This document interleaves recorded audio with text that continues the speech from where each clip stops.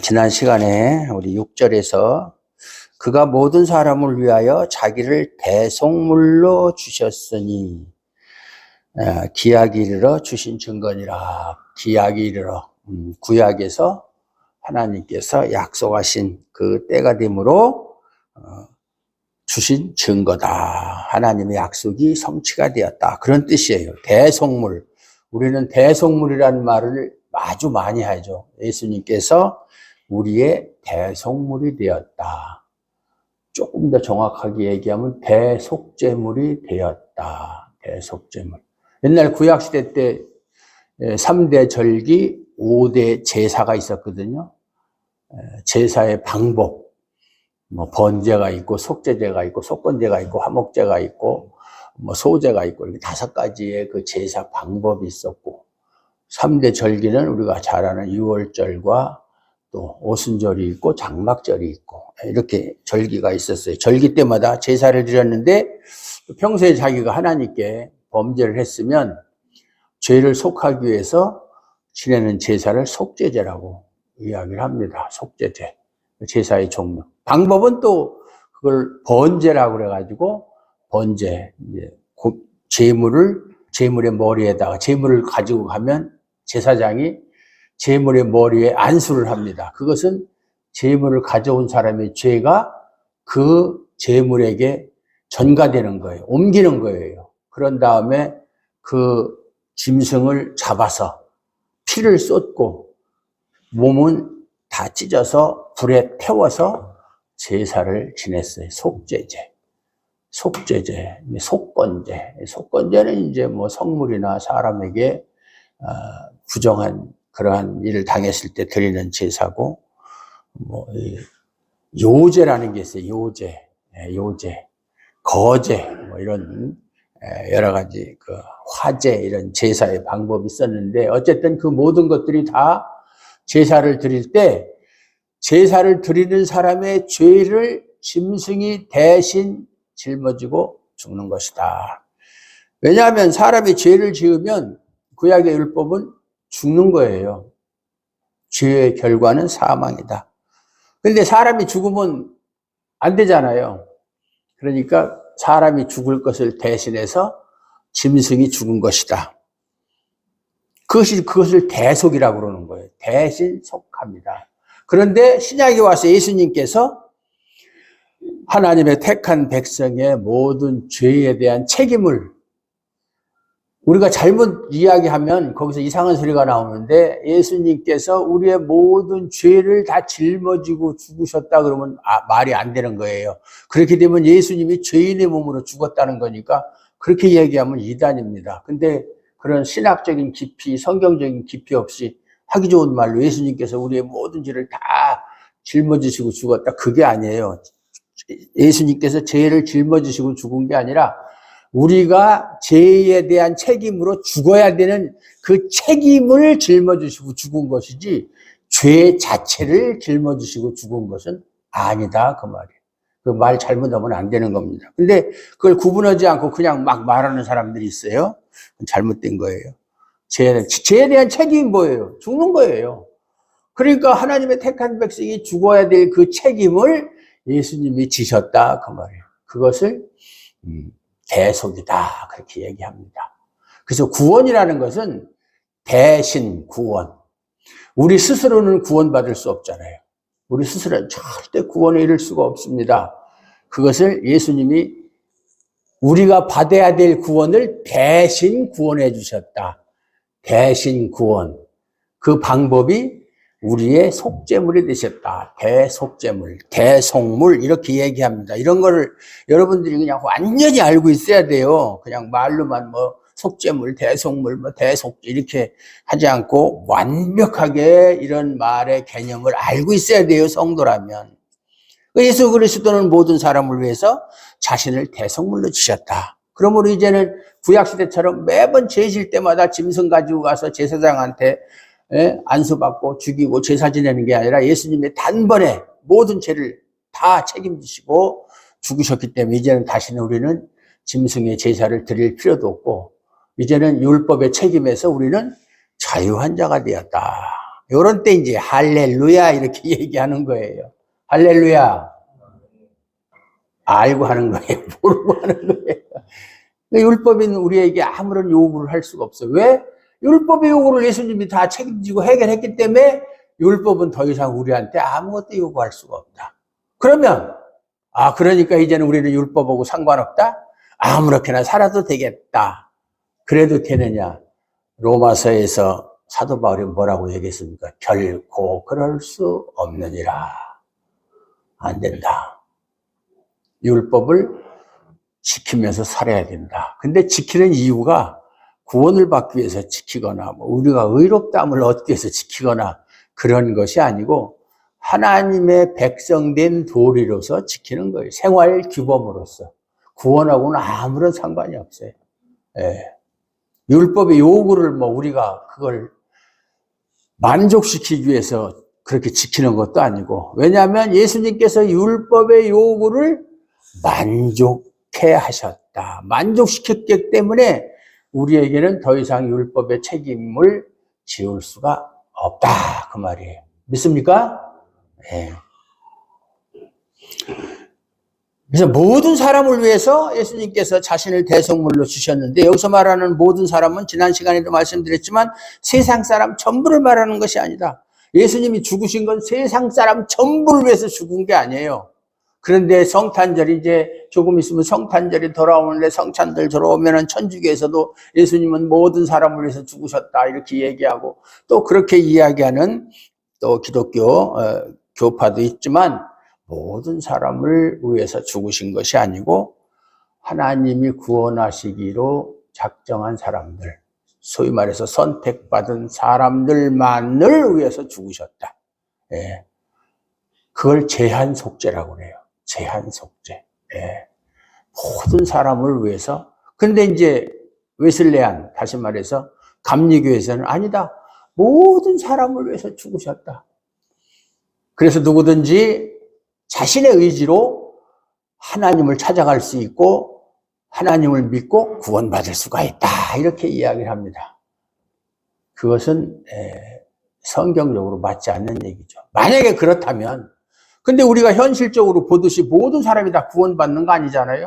예수 안 믿고 죽는 사람이 얼마나 많습니까? 그러면 예수님께서 그 사람을 위해서도 피를 흘리셨다면 그 사람, 예수 믿지 않고 끝까지 예수 믿지 않고 죽은 사람에게 돌아가야 될 예수님의 피의 몫은 허사가 되는 거잖아요. 그렇죠? 그렇잖아요. 이게 잘못된 거죠. 잘못된 거예요. 여기서 모든 사람은 사람의 신분과 형편을 구분하지 않는다는 의미에서 모든 사람이다. 모든 사람이라는 것은 세상 사람 모든 사람이 아니고, 그가 어떠한 사람이든지, 그가 어떠한 신분을 가졌든지, 남자든 여자든 나이가 먹었든 나이가 젊었든 어느 나라 사람이든 그런 거 따지지 않고 하나님께서 택한 사람은 다 구원한다라고 할 때에 모든 사람을 말하는 거예요. 네. 즉 복음이라고 하는 것은 사람을 차별하지 않는다. 아프리카 사람이라고 해서 저 사람들은 구원하고는 상관이 없어 이렇게 제외하는 것이 아니고, 또 차별하는 것이 아니고, 하나님은 택하시고 부르신 모든 사람을 위해서 주어진 것이 복음이다. 그 말이에요. 복음. 예. 그 복음은 믿음을 요구하고, 또 믿음이라고 하는 것은 하나님의 선물이잖아요. 그 믿음과 진리는 사람을 차별하지 않아요. 그 사람이 많이 배웠던 많이 못 배웠던, 그 사람이 건강 상태가 어떻든, 그 사람이 가난한 사람이든 부한 사람이든 그런 거 따지지 않습니다. 그래서 믿음과 진리 안에 있는 신자라면 당연히 사람을 차별하거나 또는 판단하거나 비판할 수 없다. 네. 그것이 복음의 성격이에요. 그러한 것들은 사람을 무시하고 차별하고 판단하는 것은 복음에서 나오는 게 아니에요. 믿음과 진리로부터 나오는 게 아니고, 그것은 그 사람의 악한 마음에서 나오는 거예요. 그래서 우리가 사람들은 원래 본질적으로 이 믿음과 진리에 대해서는 인간은 폭행자고 박해자고 비방자예요. 사도 바울이 되기 전처럼. 그래서 사람을 차별하고 판단하면서 뭐예요? 나는 너보다 낫다는 거예요. 나는 너와 같은 종자가 아니라는 거예요. 그래서 자기는 옳고 자기에게 비판받고 차별받는 사람은 자기보다 못한 사람이고 잘못된 사람이라고 하는 것을 드러냄으로써 자신을 그 사람의 위에 두려고 하는 그런 마음으로 남을 판단하고 비판한다. 근데 그럴 만한 자격을 가진 사람은 존재하지 않아요. 내가 누구를 무시하고 누구를 판단하고 누구를 정죄할 만한 그런 자격을 가진 사람은 없다. 없어요. 누구라도. 그러므로 신자는 자신의 불의함과 못남에도 불구하고 나에게 믿음과 진리를 알게 하신 은혜를 감사해야 하는 것이지, 자신이 알고 있는 믿음, 자신이 가지고 있는 믿음, 또 진리의 내용을 가지고 남보다 성경을 좀 더 많이 한다, 남보다 뭔가 신앙생활을 더 열심히 한다, 이거 가지고 다른 사람을 판단하고 자신과 비교하고 차별해서는 안 된다, 그 말이에요. 교회 안에서는 차별이 없다고 그랬죠. 구별은 있으나 차별은 없다. 구별이라는 것은 뭐 당연히 교회 안에는 나이 먹은 사람도 있고 젊은 사람도 있고 남자도 있고 여자도 있고 애기들도 있고 다 그건 구별이라고 그러는 것이지 그건 차별이 아니잖아요. 그러나 차별은 없다. 다 똑같다. 우리는 모두가 다 태어날 때부터 지옥에 갈 사람들이에요. 지옥에 갈 사람들이었었어요. 과거형으로 말씀드리면. 그런데 하나님께서 우리를 지옥에서 하늘나라로 옮겨 놓으신 것이지, 근데 거기에서 무슨 뭐 잘난 사람이 어디 있고 못난 사람이 어디 있어요. 다 똑같은 사람이지. 예? 하나님이 불쌍히 여기셨기 때문에, 불쌍히 여기시는 은혜, 사랑, 긍휼, 이게 다 우리를 불쌍히 여긴 거거든요. 그래서 우리는 하늘의 복에 참여하게 된 것이다. 그러니까 그걸 알면은 깊이 감사할 수밖에 없어요. 그러면 감사함으로 끝나느냐? 그게 아니죠. 내가 하나님의 은혜와 사랑과 긍휼로 인해서 하나님이 나를 불쌍히 여기셔서 하늘의 복에 참여하게 하셨다면 나도 다른 사람에게 대해서 불쌍히 여기는 마음을 가져야 될 거잖아요. 측은지심이라고 그러죠. 측은지심. 불쌍히 여기는 마음.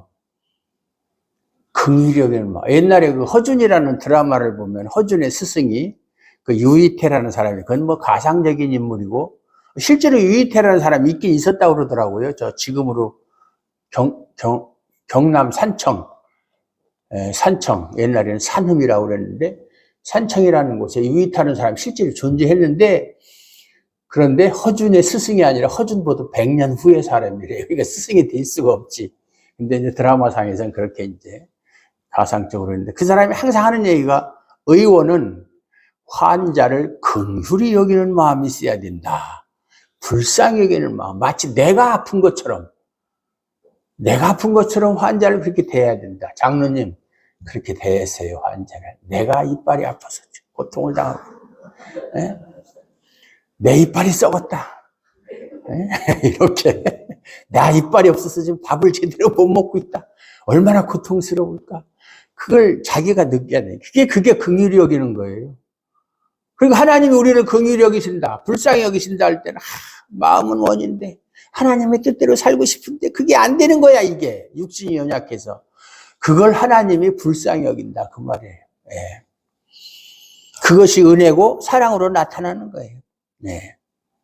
그러니까 비록 나에 대해서 참 나를 핍박하고 힘들게 하고 원수된 자 같은 사람에 대해서도 하나님의 불쌍히 여겨주신 그 은혜가 함께하기를 기도해야 된다. 아유, 저는 망했으면 좋겠다. 저 얄미운 눈앞에 안 보였으면 좋겠다. 이런 사람들이 있잖아요. 당연히 있어요, 우리에게는. 그래서 옛날에 제가 읽은 책인데 어떤 분이 그랬어요. 사도 바울도 하나님의 은혜를 많이 받고 자신이 체험한 사람이고 많은 사람을 사랑하고 그 사람들을 위해서 기도하는 사람이지만 빌립보 감옥의 간수만큼은 사랑할 수 없었다. 이거 무슨 얘기냐면 아무리 그래도 미워하는 사람이 있다는 얘기예요. 그게 사람이에요. 여러분이 모든 사람은 뭐 하나님께서 원수도 사랑하라고 그랬지만 그렇게 사랑할 수 있습니까? 못하니까 그렇게 하라고 하는 거예요. 아니, 우리가 하나님을 믿는 사람은 모든 사람을 다 원수까지도 사랑할 수 있는 그런 마음을 가질 수 있다면 굳이 원수 사랑하라는 말씀을 하실 필요가 없죠. 그 사랑의 원자탄이라는 별명을 가진 손양원 목사님이 계셨었어요.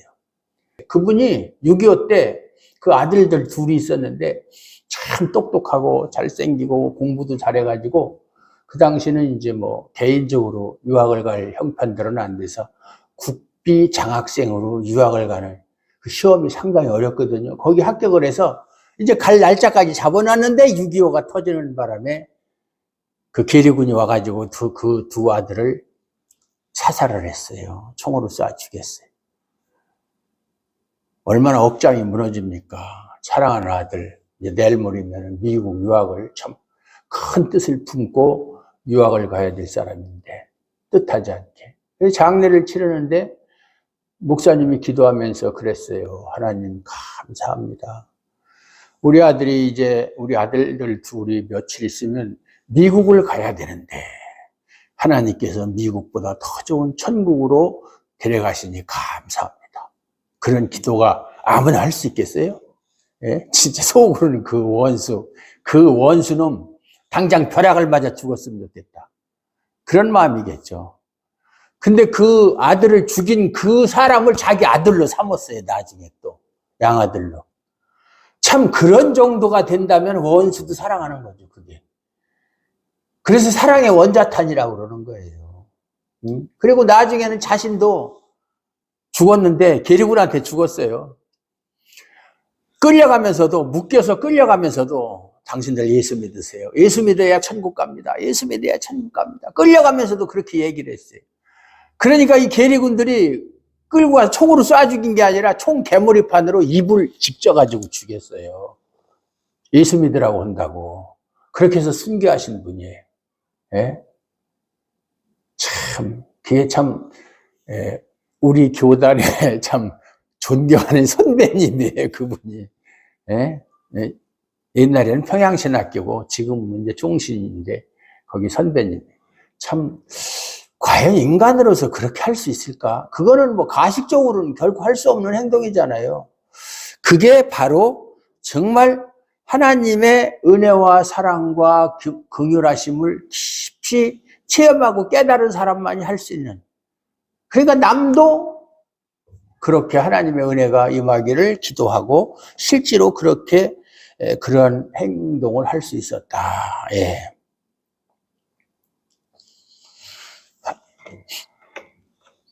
내가 볼 때 저 사람 틀렸어. 저거 뭐 교회 다닌다고 하고 뭐 집사라고 해봐야 저건 틀렸다.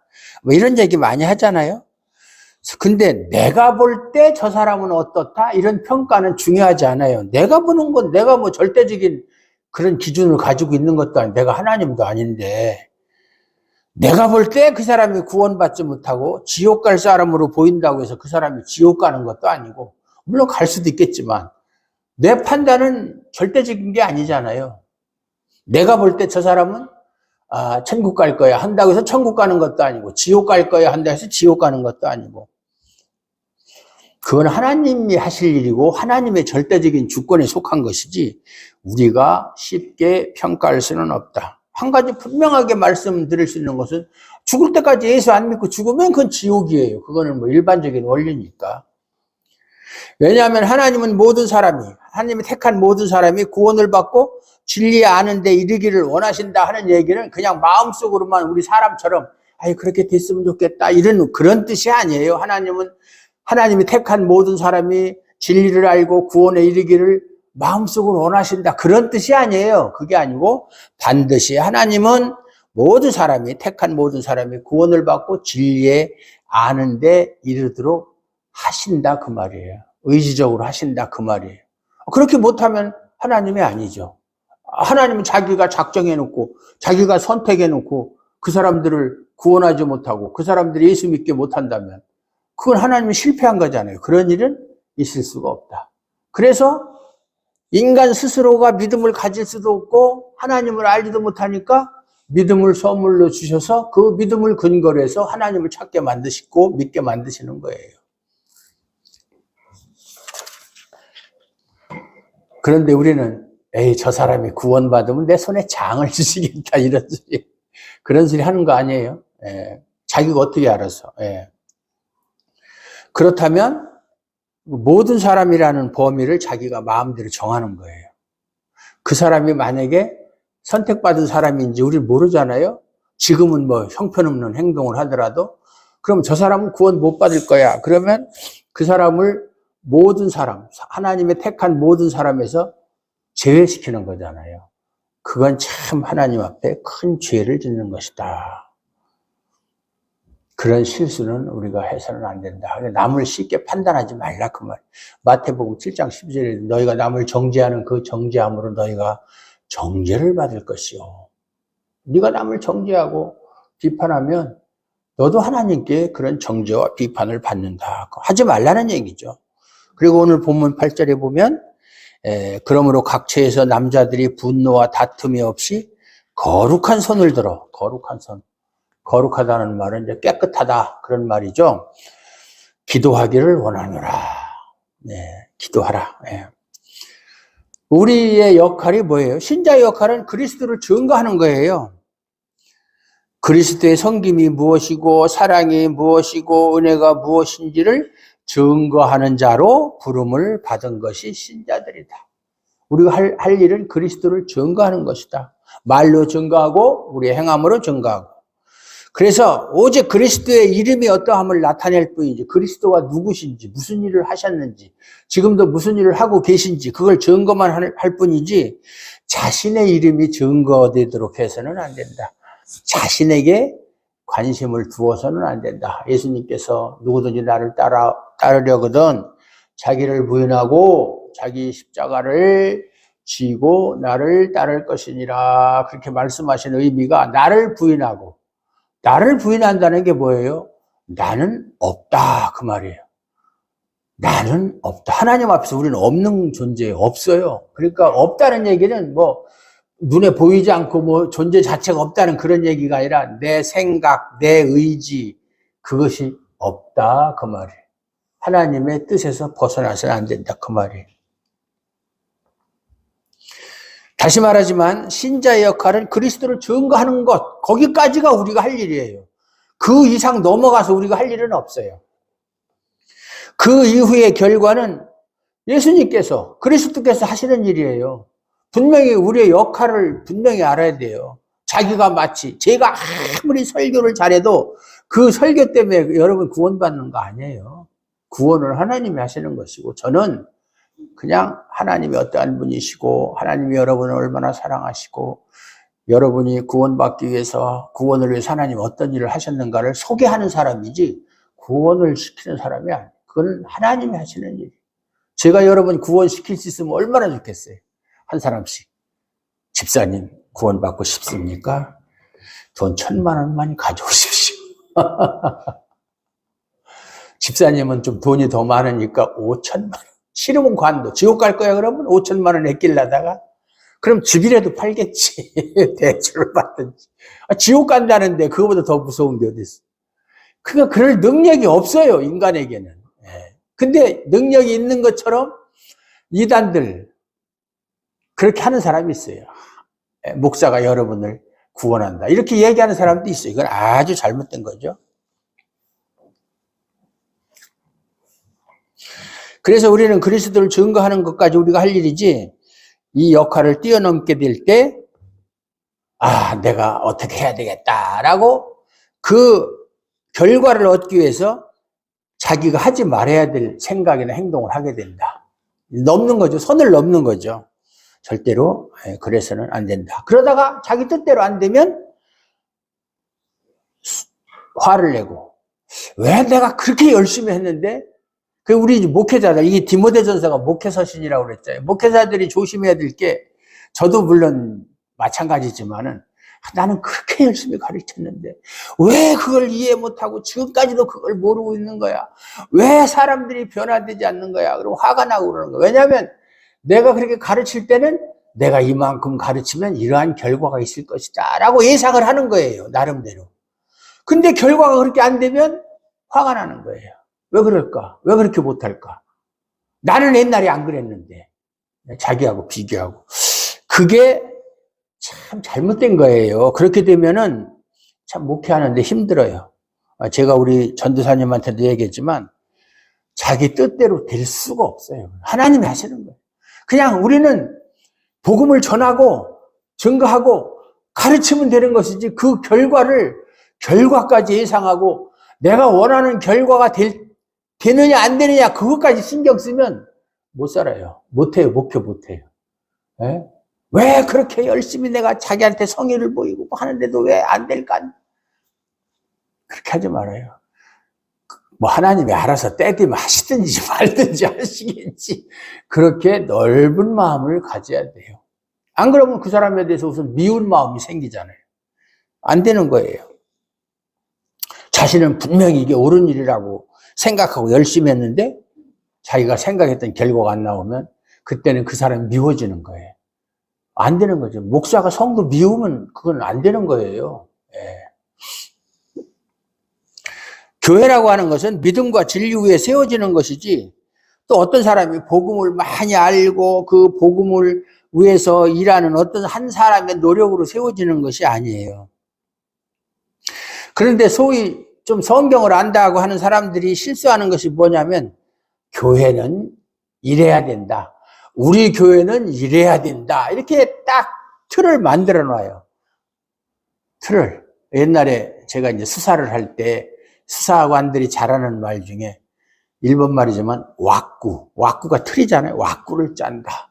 수사하기 전에 이미 그 사람을 어떻게 수사해서 어떻게 증거물을 만들어서 어떻게 처리할 것까지 미리 계획을 세워놓고 거기다 집어넣는 거. 지금도 마찬가지. 지금 검사들도 그렇게 합니다.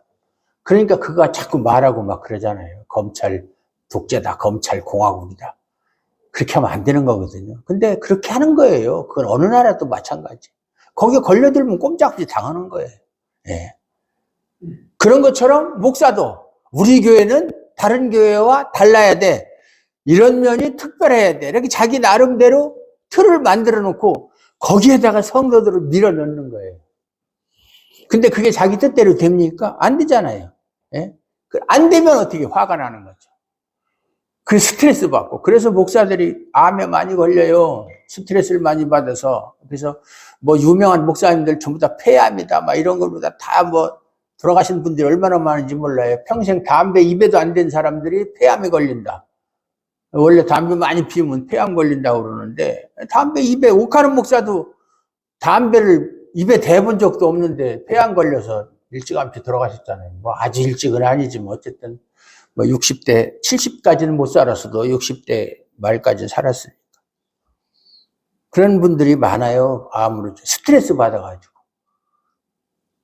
스트레스 받아서 치매도 빨리 오고. 목사들이 치매를 많이 걸립니다. 치매. 그래서 저는 치매를 걸리지 않기 위해서 유튜브에 치매 예방 퀴즈 있잖아요. 무조건 100점이야. 저는 하면. 저희 30대 두뇌를 갖고 있어요. 아직도. 놀랍죠.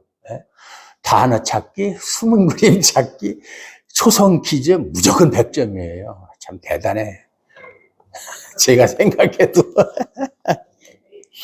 전 그거 하나 틀리면 잠을 못 잡니다. 욕심이 많아요. 그런 욕심은 많아도 상관없죠.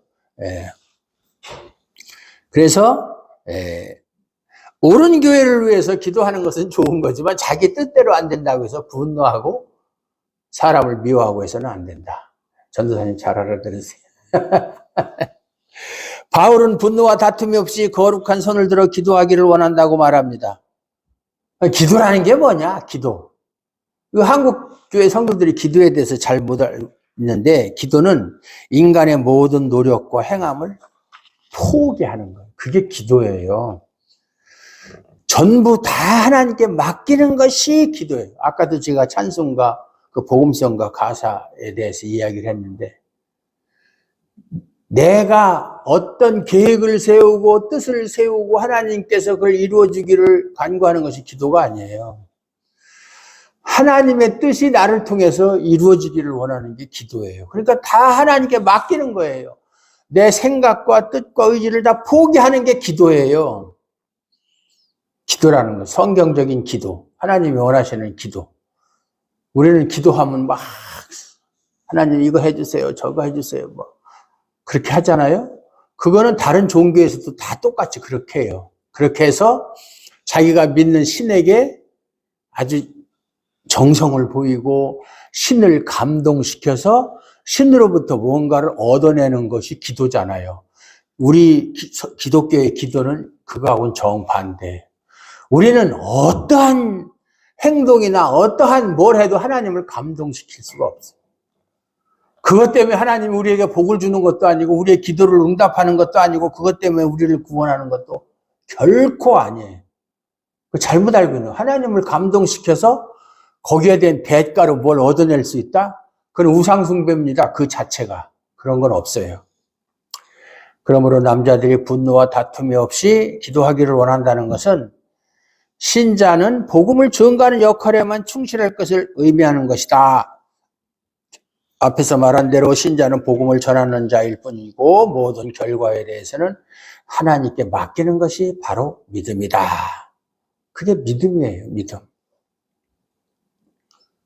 구절을 보면 또 이와 같이 여자들도 단정하게 옷을 입으며 소박함과 정절로서 자기를 단장하고 따은 머리와 금이나 진주나 값진 옷으로 하지 말고 오직 선행으로 하기를 원하노라. 이것이 하나님을 경외한다 하는 자들에게 마땅한 것이니라. 바울은 여기서 단순히 여자들한테 사치하지 말라는 그런 뜻으로 하는 게 아니에요. 제가 중국에 있을 때 한인교회를 가보면 젊은 집사들 아주 그냥 최고로 좋은 옷을 입고 와요. 최고로 좋은 옷을 화장도 짙게 하고 누구한테 보이려고 그러는지는 모르겠지만 아주 그렇게 옵니다. 예? 남들한테 사람들한테 보이려고 그러겠죠. 그것은 좀 지나치지만 그렇다고 해서 교회 올 때 아무렇게나 그냥 집에서 그냥 허드레 일할 때 입던 옷을 입고 오는 것도 잘못된 거예요. 예?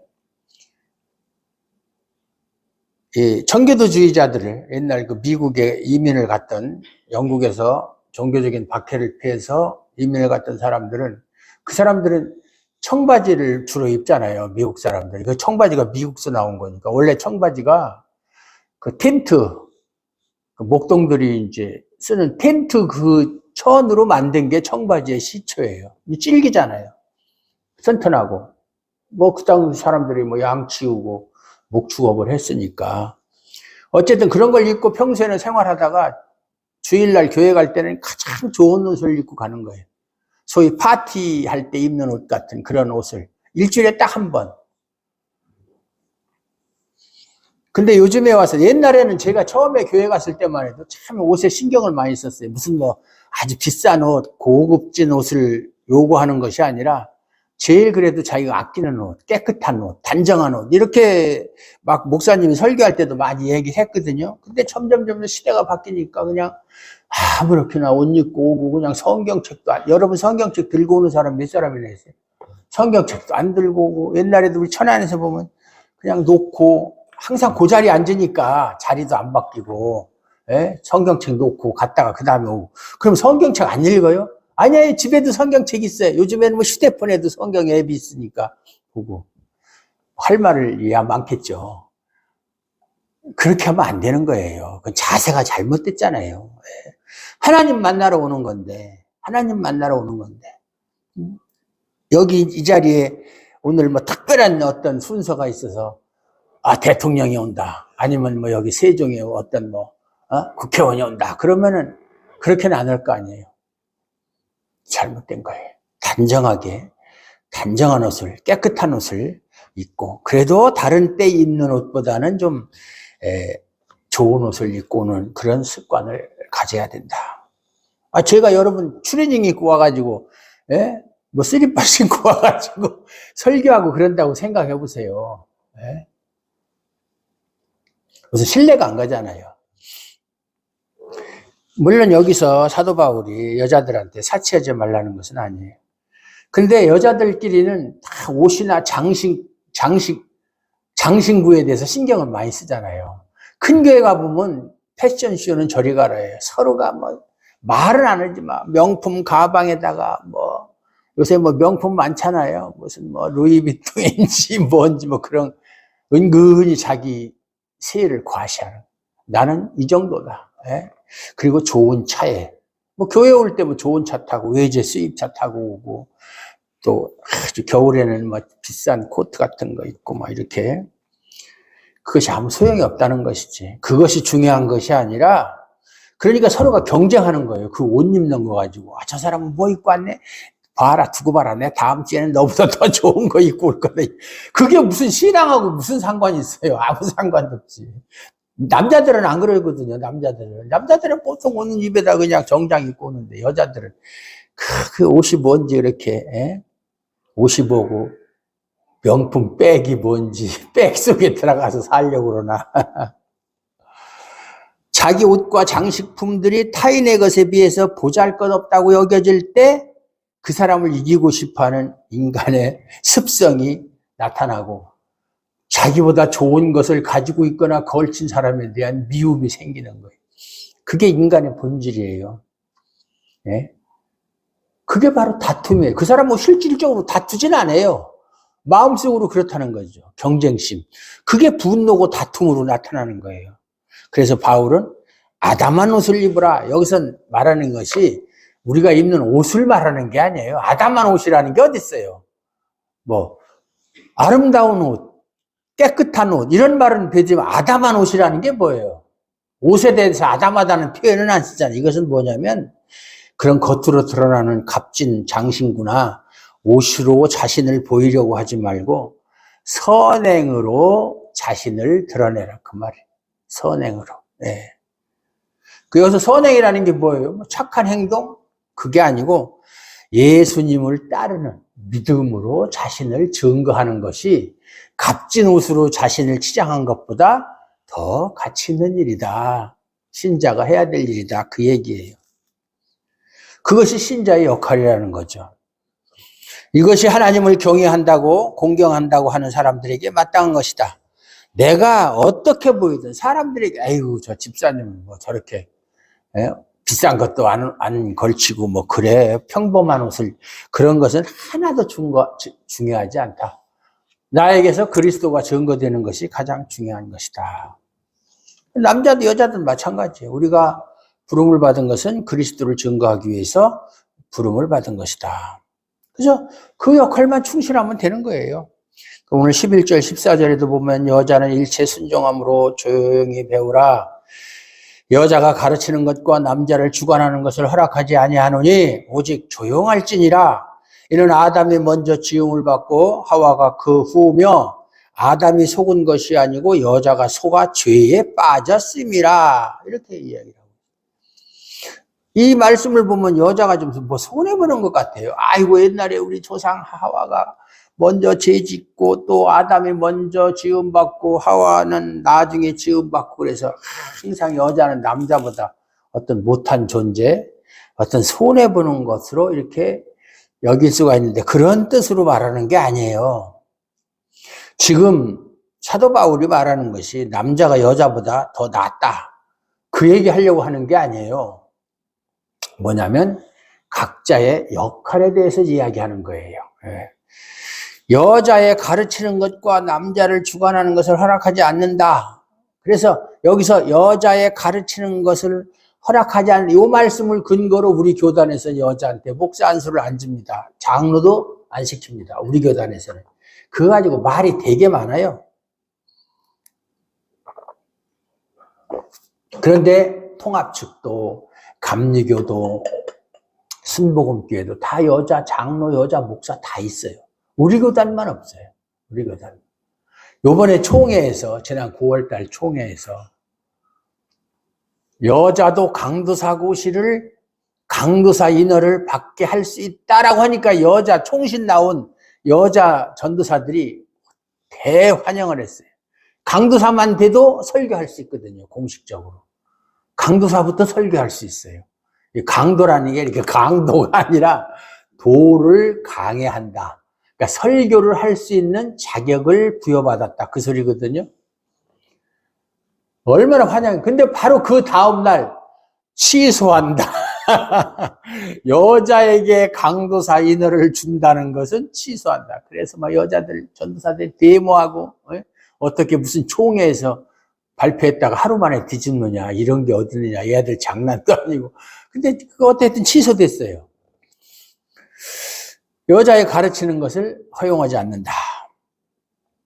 여자는 교회에서 가르치는 일을 해서는 안 되고 남자가 말하는 것은 다 들어야 한다. 그런 뜻이 아니에요, 이 말씀이. 예?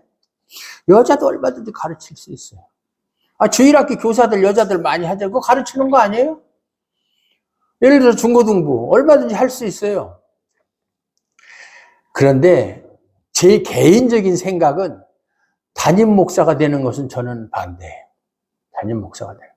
왜 그러느냐? 제가 여자를 좀 무시하는 경향이 있어서 그런지 모르고 이 설교를 또 유튜브에 올려보는 사람이, 옛날에도 한번 이런 얘기를 했더니 어떤 사람이 목사님이 깨어있는 분인 줄 알고 설교를 들었는데 역시 다른 목사와 다를 바가 없군요. 이렇게 댓글을 다는 사람이 있더라고요.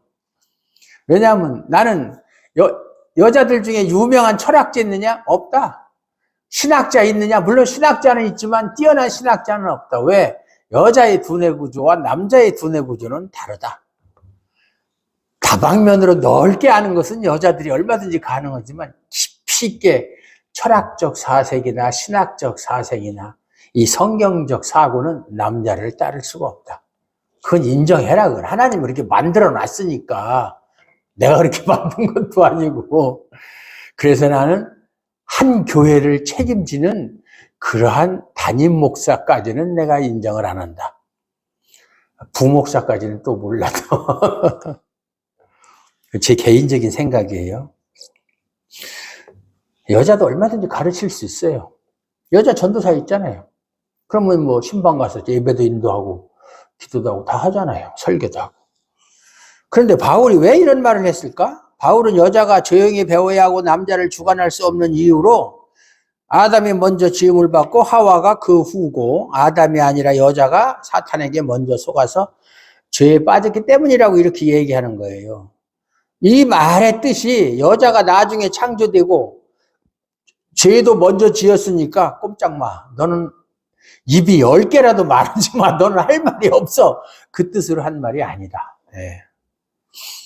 바울은 여자에게 자신의 본질을 잊지 말라. 본질을 잊지 말라는 거예요. 남자에게 순종하라, 가르치지 말라는 차원의 얘기를 하는 것이 아니라 여자로서 자신의 본질을 잊지 말라. 자신의 본분을 잊지 말라. 여자는 여자의 본분이 있고 남자는 남자의 본분이 있다. 그 말이에요. 범죄했을 때 하나님이 왜 너희가 내가 먹지 말라는 나무의 실과를 먹었느냐 하니까는 하와가 뭐라고 얘기했습니까? 사탄이 나를 꾀임으로 내가 먹었나이다. 실제로 뭐 꾀였으니까. 아담한테는 너 왜 먹었느냐 그러니까 당신이 함께한 여자, 당신이 만들어서 나하고 살게 한 여자가 자기가 먼저 따먹고 나한테 주어서 나도 먹었나이다. 이렇게 서로가 자꾸 책임을 전가하잖아요. 그때 하나님이 이제 그들에게 벌을 내리잖아요. 그래서 여자에게는 물론 범죄를 안 했어도 하와와 아담은 아기를 낳을 수 있었어요. 범죄하기 전에도. 만약에 범죄를 안 했어도 아기를 낳을 수 있는데 그때는 해산의 고통이 없었어요. 근데 범죄한 이후에 네가 임신할 때는 없이 해산을 할 때는 뭐 없이 고통을 당할 것이다. 고통이 없이는 결코 해산을 할 수 없을 것이다. 그게 징계예요, 징계. 예? 그리고 거기서 또 중요한 게 뭐냐면은 우리 개역개정에는 뭐라고 얘기했냐면 너는 남자를 원하나 너는 남편을 원하고 남편은 너를 다스릴 것이니라 이렇게 나와 있는데 창세기 3장 16절에 공동 번역 같은 데 보면 이렇게 나와 있어요. 너는 남편을 마음대로 주무르고 싶겠지만 도리어 남편의 손아귀에 들리라 이렇게 되어 있어요. 여러분 공동 번역 한번 창세기 3장 16절 찾아보세요. 네가 한번 날고 뛰어봐야 남자의 손아귀에서 벗어나지 못한다.